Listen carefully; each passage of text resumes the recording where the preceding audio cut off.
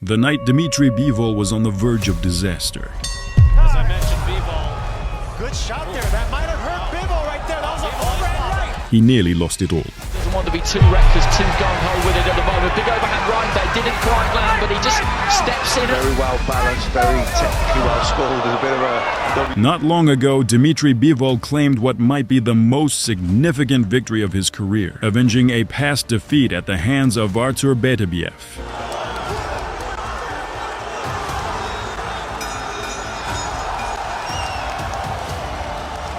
In doing so, he became the undisputed king of the light heavyweight division. A triumph born from previous heartbreak and personal turmoil, it felt heavier and yet somehow sweeter than anything that came before. But did you know it almost never happened? That all the belts, accolades, and the status of an undisputed champion might have slipped away back in 2019 because of one single punch that nearly turned his career upside down. As I mentioned, Bivol. Good shot there. That might have hurt Bivol right there. That was an overhand. March 9th, Verona, New York. That night, Dmitry Bivol took part in one of the most underrated yet pivotal fights of his life. He headlined the event opposite Joe Smith Jr., a tough American slugger known as a dark horse. On paper, Smith looked like just another challenger who'd show up for a paycheck and leave with a loss. Sure, he had a thunderous punch, 20 knockouts in 24 wins. But in most people's eyes, he was still too one-dimensional. Meanwhile, Bivol was seen as a textbook champion, sharp footwork, pinpoint accuracy, a high ring IQ, and endless stamina. Two fighters from different leagues, but the reality would prove far more complicated. Stages here, Bivol looking very stern generally. From the opening bell, Smith came forward aggressively. He wasn't there to outbox Bivol. He wanted to break him with pressure, infighting, and pure power shots. But Bivol kept his cool, controlling the distance with his jab and denying his opponent any chance to unload. Bivol looks very relaxed, very much in control. I wonder if it's been enough for him to win the round with a good finish to it. Thinking about attack, he's thinking about defense, and then when he does So far as they just circle around each other in centre ring, moving straight in behind the right hand there, Smith. Almost like he felt. It's a good lead left hand from Bivol 20 or so seconds ago. Smith just trying to jab his way in, got caught on the him in, making him miss, pulling out of range, and then Smith kind of The frustration probably comes from the fact that looking at the two fighters here and thinking about what Bivol said during the week that he could make, but Bivol certainly looked like he wanted to grab hold of Smith momentarily. Good right hand there from Bivol, solid right hand, timed that really well. He wanted to try and make an impression, get the respect of Bivol, but Bivol, good opening round from him. Straight. Little feints. Making out as if he's going to go to the body, then doesn't, just pulls back. He's always got you guessing with little feints. You're under a lot of pressure. Walks Round and that right hand certainly gave him a lot of, but he does step in to that lead left hook as he tried to there. Yeah, well, I think that Smith's going to come out and look.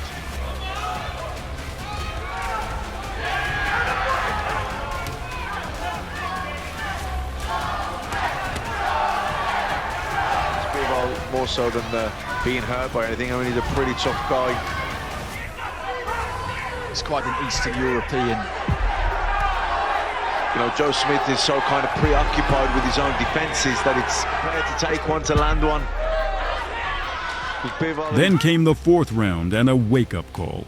Smith Jr. nailed Bivol with a powerful right hand, staggering him. The arena erupted. Could the unbeaten Bivol be on the verge of falling? Here, but he doesn't want to be too reckless, too gung-ho with it at the moment. Big overhand right there, didn't quite land, but he just steps in after it. But Dmitry stayed on his feet and denied Smith any follow-up. This moment proved pivotal. Suddenly, everyone saw that Bivol wasn't just about skill, he had true grit. Over the next few rounds, the Russian fought more cautiously, continuing to build his lead while tension hung heavy in the air. Smith never eased off, waiting for that one split second to turn everything around. These two made it very, very comfortably indeed. Later stages of Bivol looking for right to the body there. Nice straight 1-2. A few low blows, put their heads in there, elbows if you have to, whatever he has to do, to win. Difficult to see whether that landed clean or whether it was a glancing blow, but you could see from the replay there. Probably the thinking. Yeah, without, he's got to rough him up, he's got to get close, he's got to use his size, he's the bigger man. Win a technical warfare with Bivol. Smith just walking after his hands a bit. The most important thing when you get hurt. Fighter, the New York State fighter from Long Island. He hasn't been quite as extravagant with it in recent rounds than he was towards the start of the fight. Bivol trying to time that jab. Deal with Dmitry, started with a 10-rounder and had another one tonight. WBA. You're just stuck there in no man's land, as you call it, and that's exactly what it is, and that's where you don't want to be. Way down, but what it did do was tie Bivol up, but there's a minute and a half to go, and the Russian is looking to pour it on here. The damage he done, though, was there, because sometimes you see... Jumping in with the lead left hook there.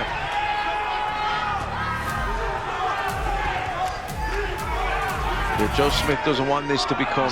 Sullivan, Verona, and still saw out the full joke.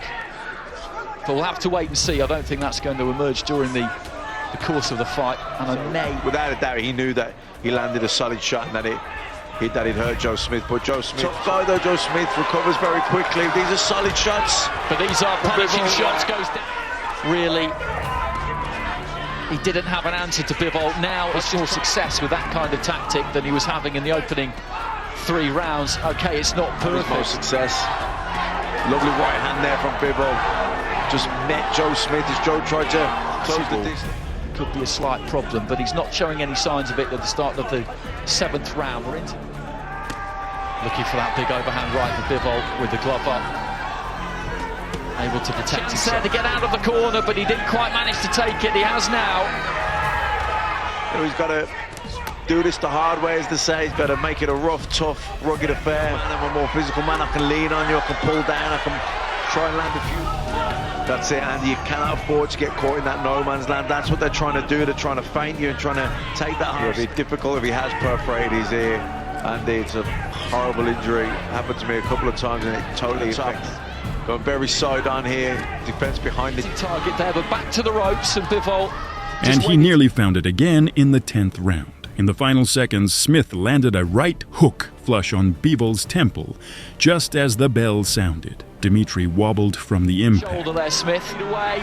Smith again backs up himself, tries to get that guard in place. He realised the full extent of it, but I think Bivol there did. Front and back foot, that's what gives him such good mobility. Not necessarily because, you know, Gennady Golovkin.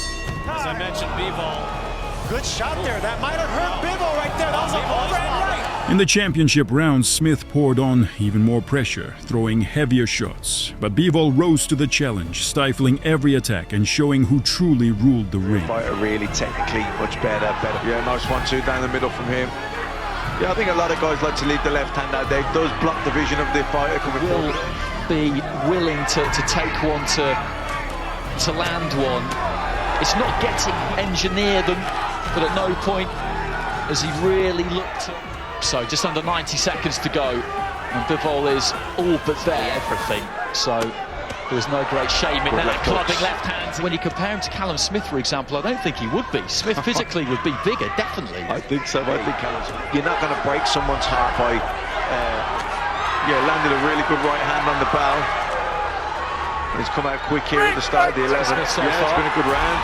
Good energy, good tempo, really looking to load up on that right hand. Heading up to the final. Joe Smith is one of those guys. He is a toss. Again tonight, I think it's a fight that both with matchroom would be an easy fight to make. Leaning in as if he's going to throw a shot. 2 good left hooks going in there, head, then switching it to the exactly be difficult to make either. Looking for that left hand. He's very very well balanced, very technically well scored. There's a bit of a WWE move going in there. Well, he's going to get told off to go between Chris Eubank Jr. and James Dickinson. Available to the referee. It's not the case, so to block your opponent's view, I don't really see the problem. Shook him a little bit. That's nice right hand, left hook. Each other. They would be really high.